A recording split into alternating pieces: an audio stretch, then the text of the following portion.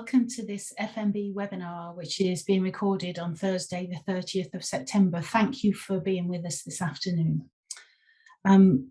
Today, we were expecting one of our members to be joining us as a speaker on the webinar as well, but unfortunately he can't make it. But I'm sure we will be able to include Carwyn Jones with his presentation about using social media in a future session. But we have got with us today Alison Warner, who is the UK's leading business coach for trades and construction industry and was recently named Business Coach of the Year in the Best Business Women Awards. Through her company Evolve and Grow Coaching, Alison has transformed the fortunes of many trade and construction businesses across the UK who have increased their turnover as a result, and she is the author of the best-selling book, How to Go from Tradesperson to Managing Director in the Construction and Trade Industries. So we're looking forward to hearing Alison's tips today about turning clients into raving fans and how we go about doing that. But before we hear from Alison, I'm going to launch a quick poll to find out where everybody is now in relation to customer service. So if I can launch the poll now, you should be able to see that on your screen. And the question that we're asking webinar attendees to answer is, do you have the right processes in place to ensure that you deliver great customer service every time? The options for you to click are yes, absolutely, not yet, but you're getting there, maybe, not sure, or no, definitely not. So I'll leave that there for a second or two to see if any more answers occur. But it looks at the moment like everybody attending is in the position where not yet, but they're getting there in terms of delivering great customer service every time. So I think you're in the right place then with this webinar to move that up to the yes, absolutely answer. So I will end that poll and just share the results with you now. So you should be able to see that on your screen.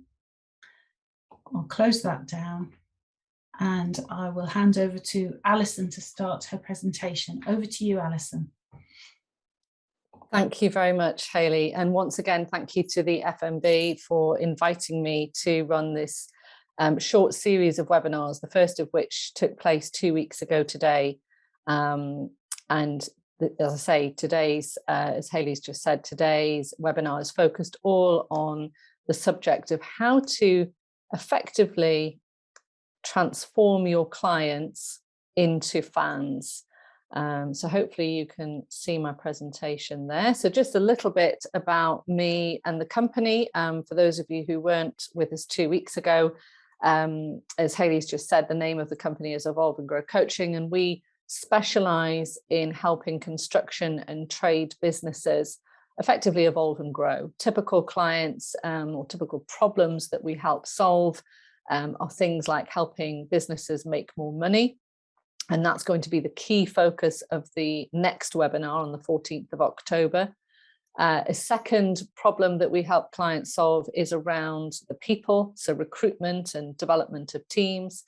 And then the third really is to help ambitious business owners who really want to grow their business, and they're looking just for some advice and help on how best to go about that. So I'm hoping that the slides are appearing okay, Hayley, and if I just click on that one, whoops, so go back. I'm hoping that fine. They're changing. Fantastic. Okay.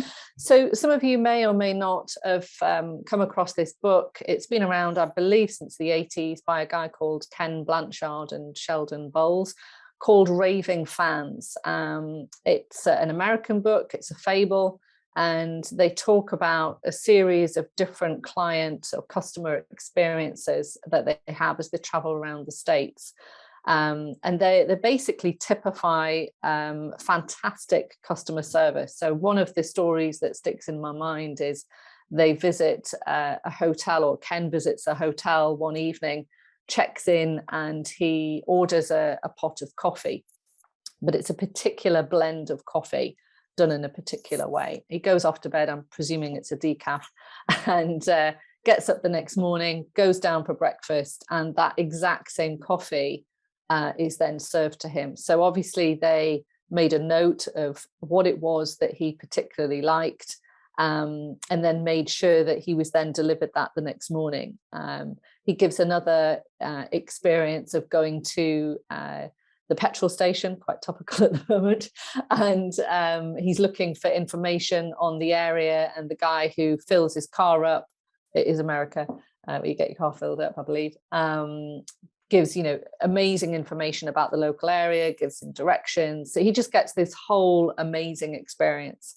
I know that one of the hotels in London, the Lanesborough, which I have yet to visit, they have a similar strategy. If you stay at the Lanesborough, I believe, so I'm told, they'll make a note of details such as the temperature that you had your air conditioning set to, and any particular requirements that you had, or food that you like, so that, again, if you go back and visit again, they have that information about you as an individual, as a personal. So it's that real personal touch. And you'll notice in all of those examples, none of those examples actually cost any money.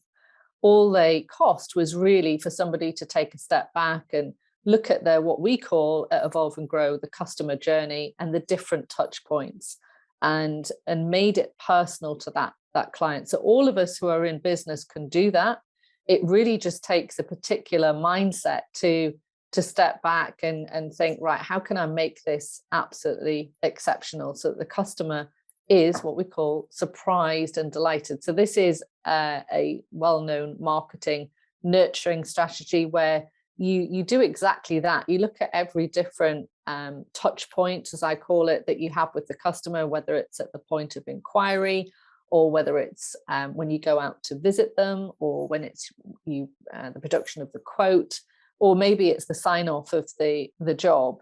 And you look at, right, what would make this memorable? And this is something that I talk about in my book, Build and Grow, this whole concept of trying to take your customer experience into the top 20% of your marketplace. Because once you do that, people then start talking about you for the right reasons. You can imagine if you're at the bottom 10% of the marketplace, or bottom 20% even, people may also be talking about you, but for the wrong reasons. And in both of those situations, you've made an emotional connection with the customer. You've either really hacked them off, or you've really delighted them. And in both of those situations, people then talk to their friends and family. So of course, huge risk if you're in the bottom 10 to 20%.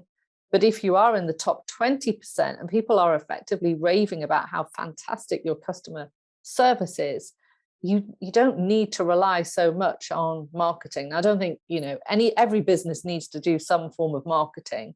It's dangerous not to. And certainly if you're wanting to sell your business one day, I would say, touched on this, I think, a couple of weeks ago, it's important to have different marketing channels, but you definitely don't need to spend as much on your marketing because your customers are effectively doing it for you.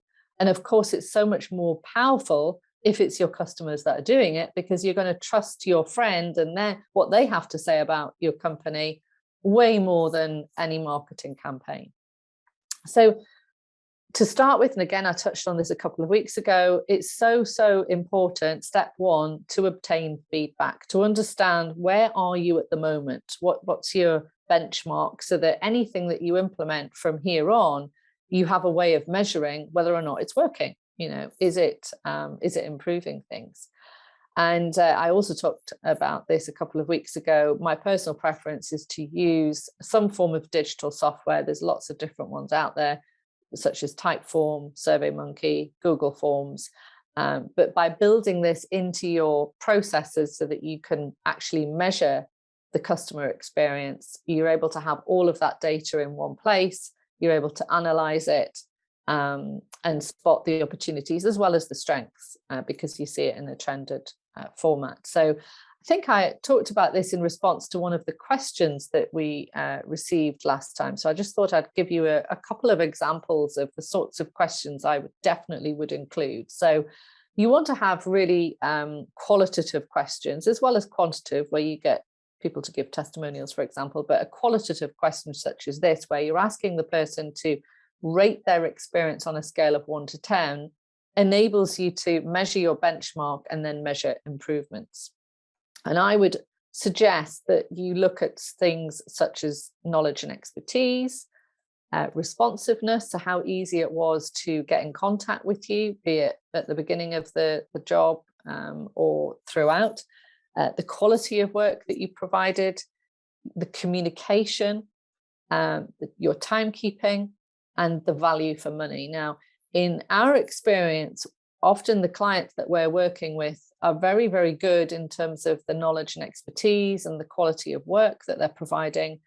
Where they often fall down when they first come on board is in the responsiveness and the communication areas, because arguably, I suppose it's catch-22. If you're good at what you do, you get recommended, you become very busy, and then you're in danger if you don't put those systems and processes in place.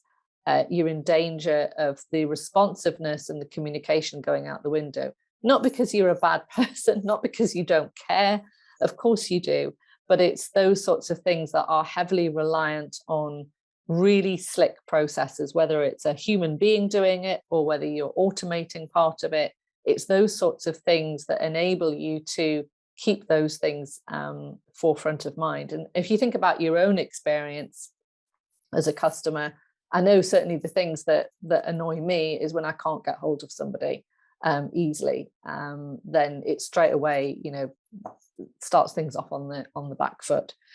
So a follow-up question would be that I'd suggest you ask is, if you are scoring anything less than 9, can you please provide some more details so that we can improve? So you want to understand a bit more of the context. And for me, a 9 is a minimum. I think some people just purposely won't use a 10 on surveys for some reason. But if it was anything less than 9, I would certainly want to know more as to, okay, what actually happened, and what can we learn from this? And I think that's really important as well, that the energy and the mindset that you have. It's so important that if you're hearing a consistent piece of feedback from several people, then you've got to really take notice of that and not be defensive. Even though I know your business is your baby and it can hurt. It's not that you intended maybe for it to be a poor experience. But I think feedback is a gift. That's what I was always taught when I worked for companies. So a second question might be, again, please rate on a scale of 1 to 10 with your experience at the different stages of the job, with 10 being excellent. So it's really carving up that customer journey into the different stages. So how easy was it for them to initially make contact? Was the phone answered promptly? Was their email responded to promptly? And then we come on to the production of the quote. We then, if we win the job, we're then at pre-start meeting stage, and then obviously the delivery of the job, and then the snagging and the sign-off. In my experience, I would say what a lot of people are great at doing is that initial contact. So they'll tend to get back to people fairly quickly. But where it can often fall down is at the production of the quote stage. And it's often because it's sitting with one person who feels that it can only be them that does the quote. And so you end up with this big bottleneck. So I don't know if that rings true with anyone. Again, I'd be wanting to understand, right, if it is less than 9, what exactly happened, so that I can start action planning to improve it. You may or may not have heard of this term Net Promoter Score. So this is widely used in different industries, in larger organizations, as a way of effectively measuring trust, I guess. So the question is, how likely would you be to recommend our services to family and friends on a scale of 1 to 10? So it's the same sort of question. Now, if the person responds a 9 or a 10, they are known as a promoter of your brand and your company. So what that means is they are likely to be raving about you. They are actively likely to be talking to their friends and family and actively recommending you, going out of their way to promote you. If they put a 7 or an 8, it's likely that they're sitting on the fence. So they're not actively promoting you, but also they're probably not actively not promoting you or complaining about you. So if they indicate a 1 to a 6 to that question, then they're known as a detractor. And absolutely, it's likely that they are telling people how horrendous the service was. And obviously that is very, very dangerous. It's that whole adage, isn't it, of it's easy to get a bad reputation and very easy to lose a good reputation. So we certainly don't want to be in that ballpark. So you then get an overall net promoter score. And the way that software does this is it adds together all of the detractor scores, and they're taken away from all of the promoter scores, and you end up with an overall net promoter score. Now you might say, well, that's all great, or that might sound very corporate to you. I think how you make this powerful is you have to educate your customers by having a page on the website. I think that might be my next slide, which informs people around what net promoter score is. Now, if you Google net promoter score or builders with good net promoter scores, you'll often find companies in the States, they seem to be a little bit more behind this. They'll have a page on their website explaining what it is, just what I've taken you through there, and then saying, this is something that we actively measure in our business, and our current score is X. You may even say the average for the industry is Y, so you've got that comparison. I think that is very, very powerful because A, not many people are doing that. And B, it shows to your customers that, you take your customer experience extremely seriously, and you've got a process in place that actively measures it. So again, it just builds that whole trust and credibility with your customer. So the second step is to take that survey feedback and to really look at it and analyze the opportunities. Now, I would say, try not to knee jerk. If one person is saying something and it's a one-off, you don't need to necessarily knee jerk and change loads of processes in your company. You may wish to, but I would look at the overall trend. This is why it's important to use software, because it will put it together for you and show you what the majority of people are saying, be it a strength or an opportunity. And we're wanting to really be looking at, okay, at which point in the customer journey have we got an opportunity, but also where are our strengths? So, this just depicts what I was talking about earlier, the initial contact, getting in touch, how easy was it? The initial meeting, how did that go? The production of the quote, the delivery of the job, the taking of payment, and crucially, the signing off of the snagging process.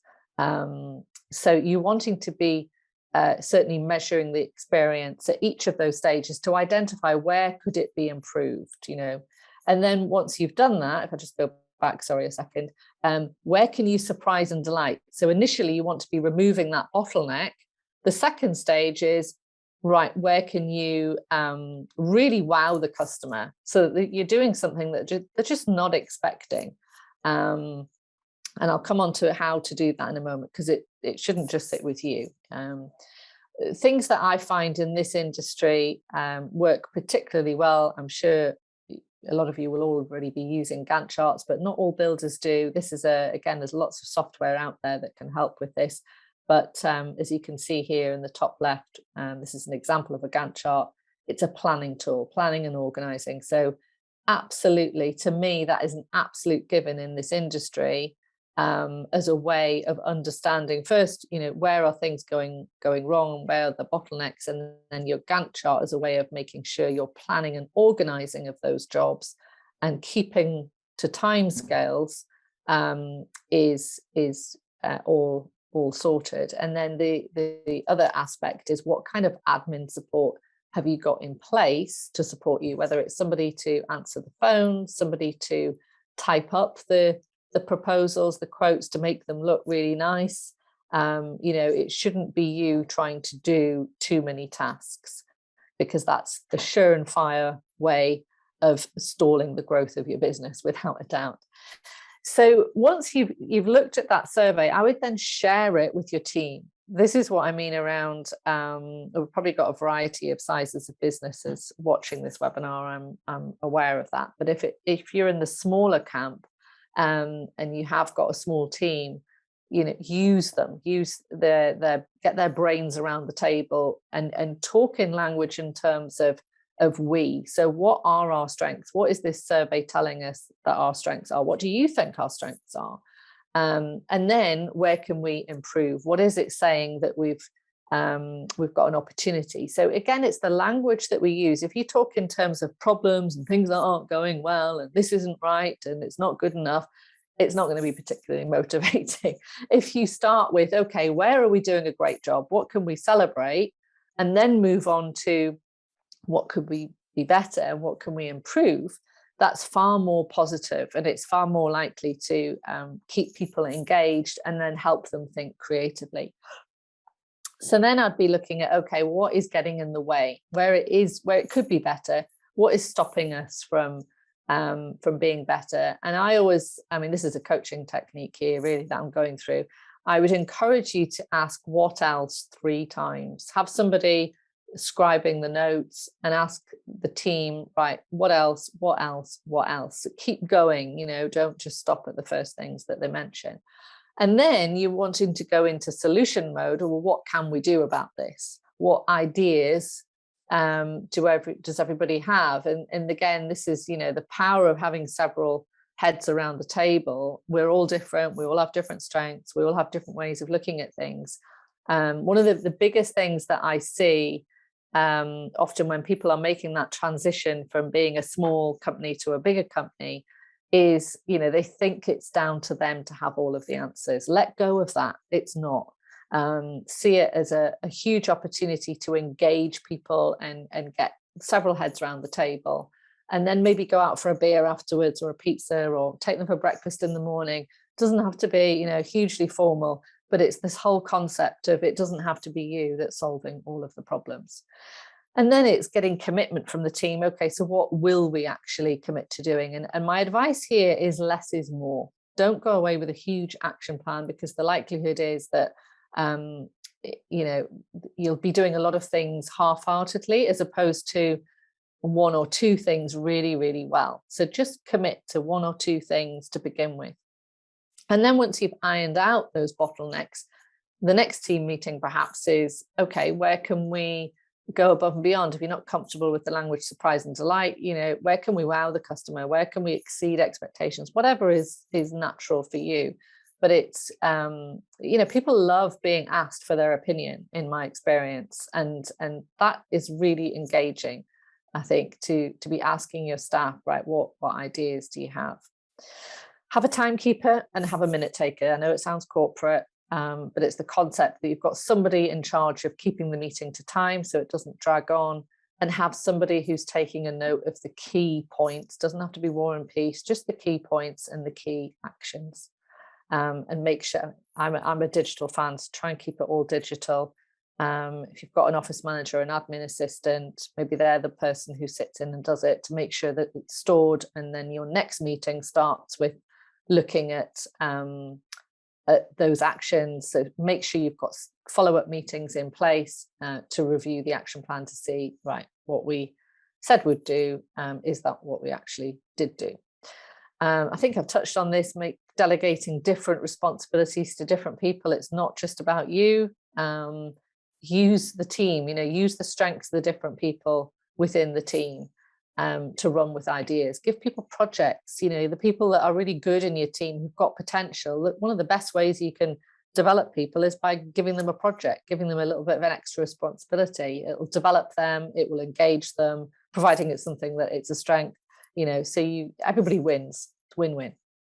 And then the third step is to really share your strengths. So the survey will definitely highlight where you're doing a great job. And it's a very British thing, I think, that we can tend to home in on what we're not doing. It's so important to, of course, look at that, but look at where you're doing a great job as well, and make sure that you quantify it.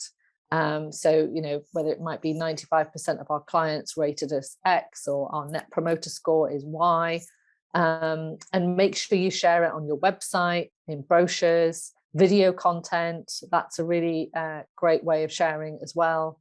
But make sure that you are proud and you shout about what you're good at, definitely. So I think that brings us to the end. Thank you very much for listening. And I'd now like to open it up for questions. I'm also going to put on the slide there just my contact details if anybody is interested in, if they've got any want to get in touch afterwards or have a look at the website. There we go. Brilliant. Thank you very much, Alison. That's great.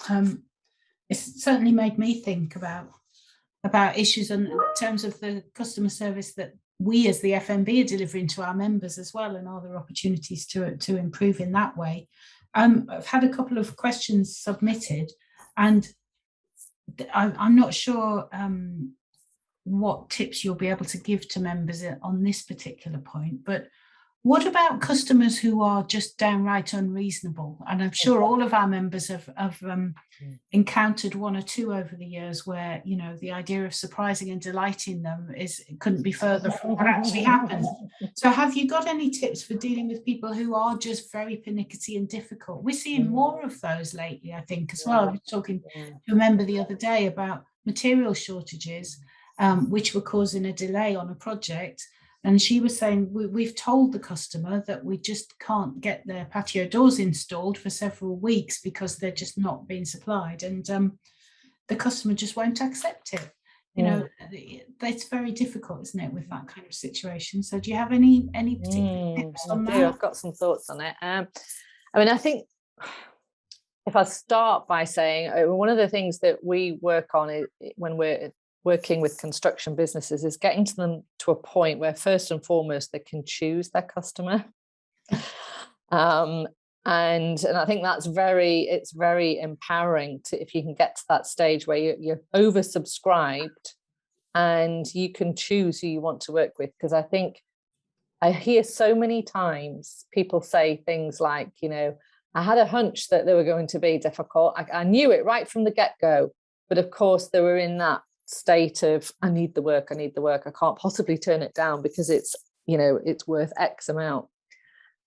I personally, I'm fortunate I don't work with anybody that I wouldn't like to have dinner with. I think I'm very fortunate to be able to say that all of my clients were on the same page, and I think that is important if you're going to go into business with somebody.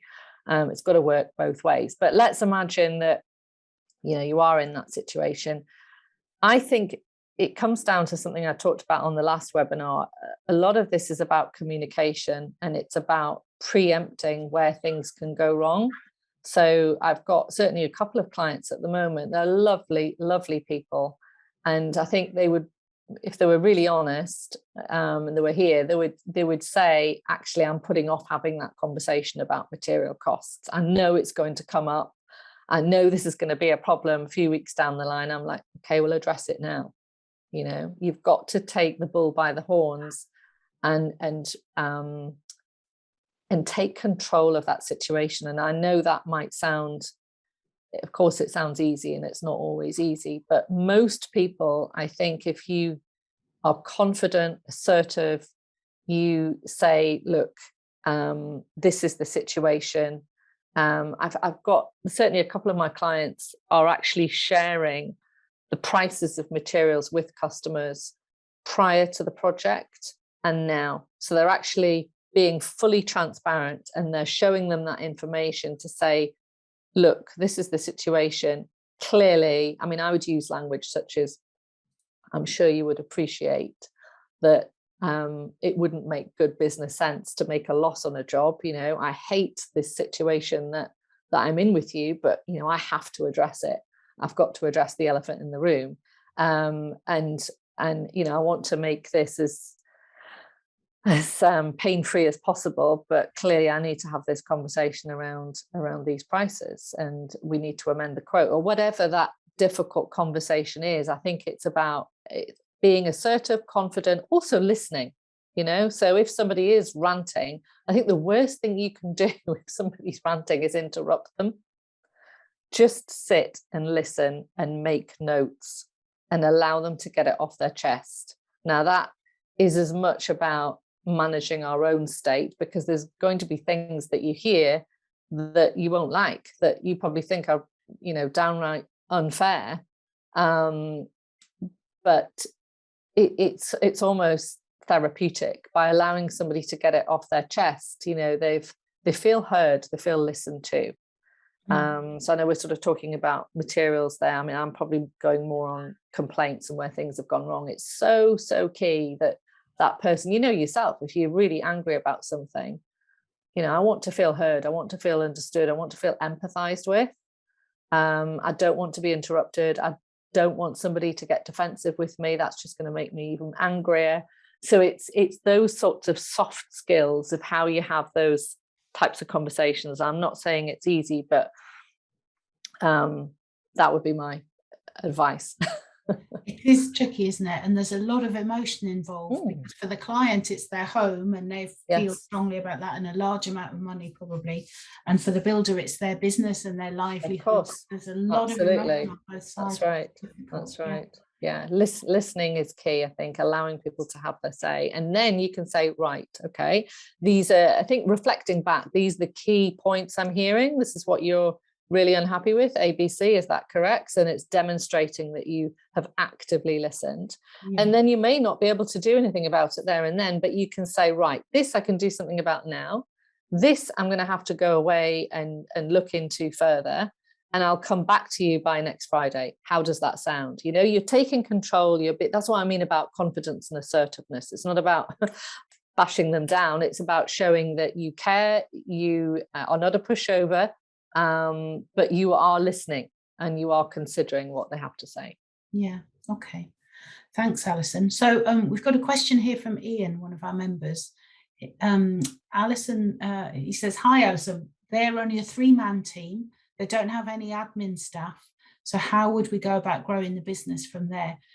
They're obviously a good team at what they do, because they were highly commended in the Heavenly Builder category in our awards in 2019. And the new house category. So congratulations on that. Congratulations. Yes, absolutely. So they're obviously delivering a quality product and have reasonable customer service, but how do they grow to the next level without the admin staff support in place? Sure. I'm probably going to answer it a little bit differently. And then if Ian feels I haven't answered it, by all means, chip in and I'll come back to it. But I mean, this is kind of the typical common challenge that businesses face, me included. I faced it in my business. When you're in that growth phase, it's, can I afford to take on somebody? And we're probably going to touch on this more in a couple of weeks, actually, in the financial webinar. It's, when do I take that step? And I would always say the first step, don't go out and recruit a full-time office manager. That would be crazy. I would start off by probably at the moment, actually, there's tons of people who want to work from home, and you can pay them an hourly rate. Virtual assistants tend to be quite pricey in my experience. You know, they're 20 to 25 pounds an hour, where you could get somebody self-employed, 12 to 15 pounds an hour, definitely, on a trial basis, and then bring them on the books when you're confident you can definitely afford it. So I would sort of dip my toe in the water and just start with a few hours. And think about, right, which tasks would I love, admin tasks would I love to get off my plate?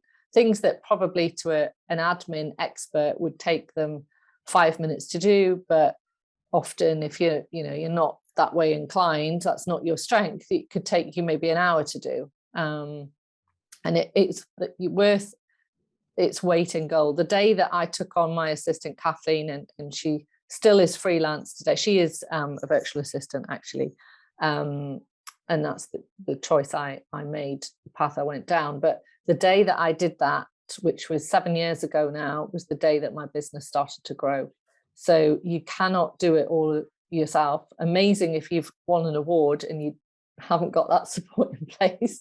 Good on you. But I'm just wondering how many extra hours you're having to work because of it. And every time it pays for itself. Okay, thanks, Alison. That was a great question. You've already mentioned about being a fan of all things digital. Are there any particular tools, digital-wise, that you'd recommend to help with planning and organisation for businesses? Yeah, the first one is probably very simple. Electronic diaries. It's my bugbear when people either haven't got a diary or they're using a paper diary. My partner included, actually. He insists on using a paper diary. Don't know why.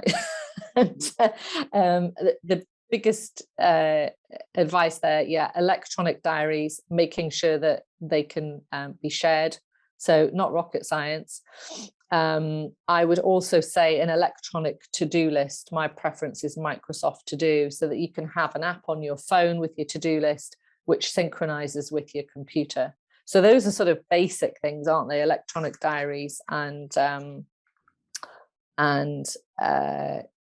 to-do lists. Over and above that, I mean, we use Trello, which is a free, up to a certain level, project management software. That's very, very easy to use. That's a great one. And then outside of digital, I would say get into the habit of actually planning your working week so that you have time dedicated to doing your quotes. You have time dedicated to review the jobs and plan for the following week. Most of my clients do that sort of activity on a Friday.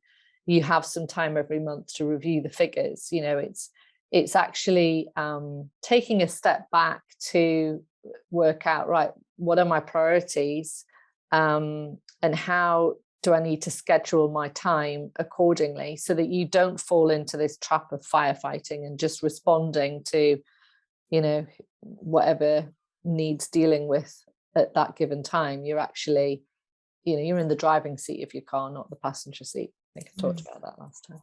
Yeah.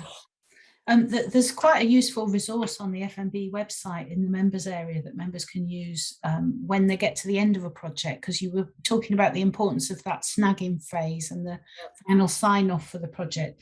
There is a project closure certificate, if you like. I can't remember what the document is actually called, but it includes space to write in any snagging items that will be followed up later, things, details about handing over of keys and different things, which is quite a useful prompt for members to go through with clients at the end of a project and make sure that they're happy with everything and everything's signed off. So absolutely. One final question from me, Alison. So you were talking about net promoter scores.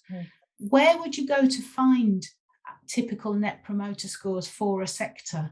Do you have any pointers on that? Because I'd like to know what the average. I normally, if you just Google net promoter score for the construction industry UK, because if you don't put UK on the end, you'll find a global one.